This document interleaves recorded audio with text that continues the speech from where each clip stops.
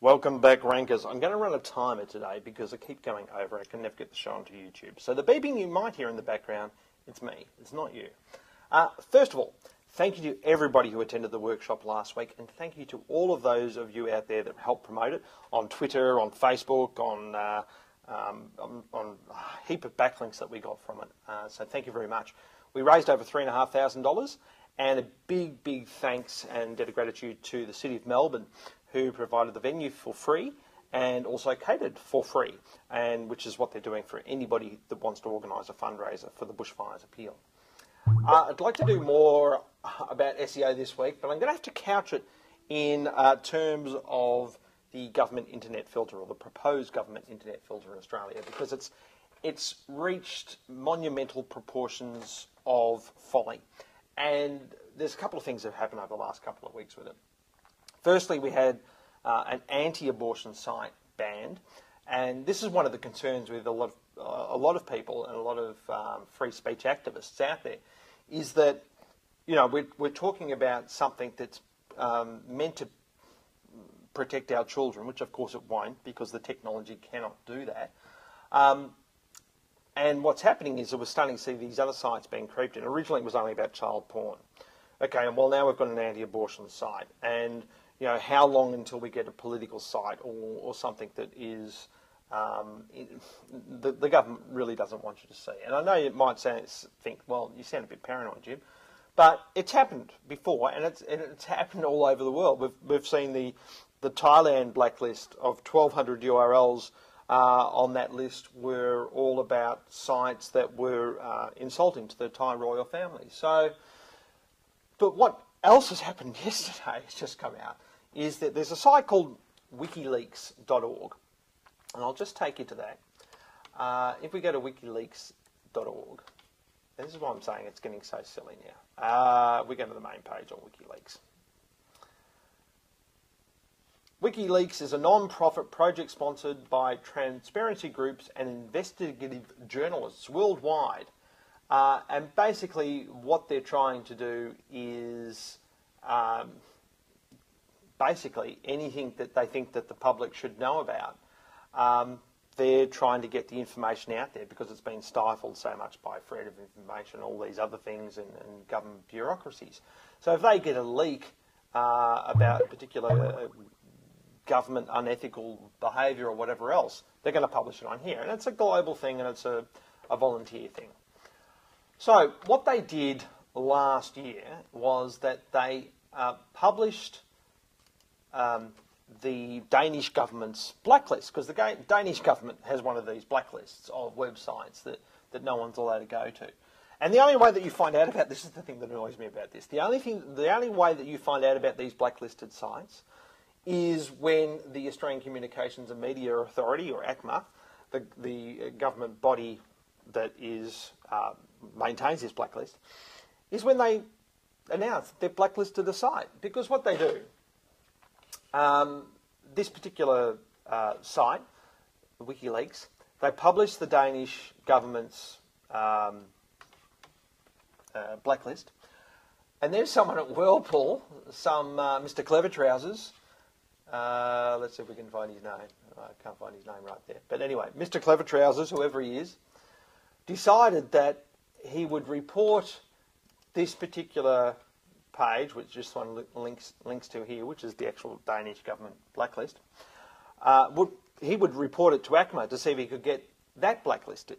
Well, now that page has actually been blacklisted. So an independent volunteer organisation dedicated to opening up a government and committed to transparency in politics has been blacklisted by our own government. Now, that's bad enough, right?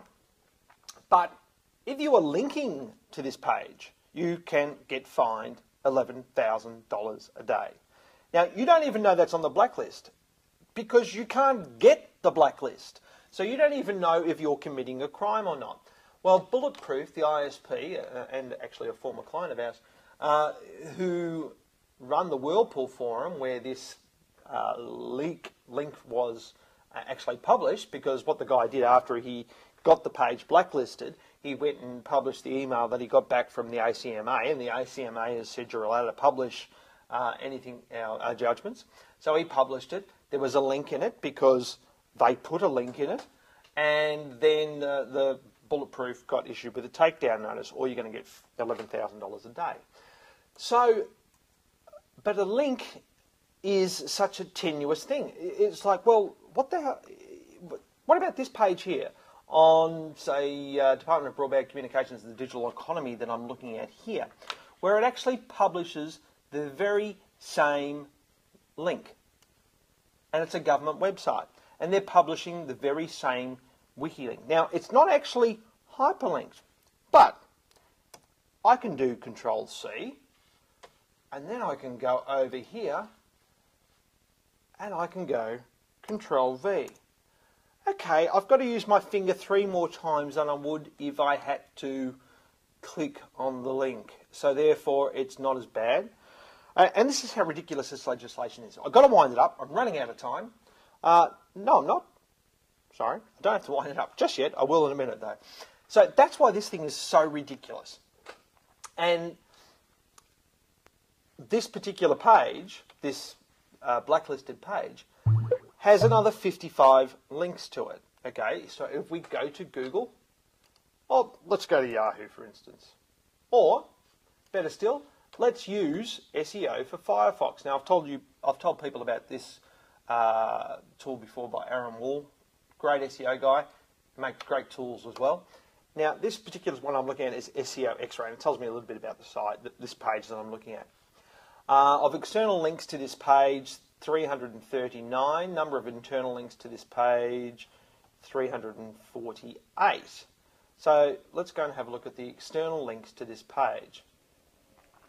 So it's telling us that there are another 339 sites that the government should blacklist, including the register.co.uk, including OpenNet, including, and the list goes on and on and on and on and on. Not only that, but if you think that's bad, there's 339 that they have to ban, and presumably they would then also have to ban the sites linking to those sites that are linking to the blacklisted site.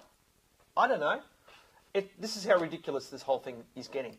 But you can go to Google, right? And you can just go and type in, say, oh well, let's go back to the actual WikiLeaks page. We'll grab that. Let's say we'll grab this one. This is the actual ban page I'm going to now.